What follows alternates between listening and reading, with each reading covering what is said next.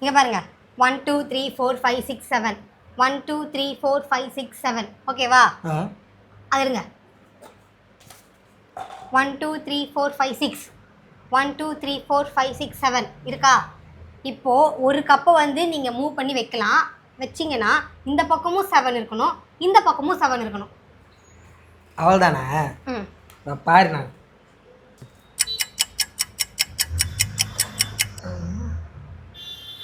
தப்பு. அப்படி வச்சா இங்க 7 வந்துரும், இங்க 6 வந்துரும். 1 2 3 4 5 6 7 1 2 3 4 5 6. ஓகே, பாசிபிள் இல்லைன்னு நினைக்கிறேன். நீ என்ன ஏமாத்துற.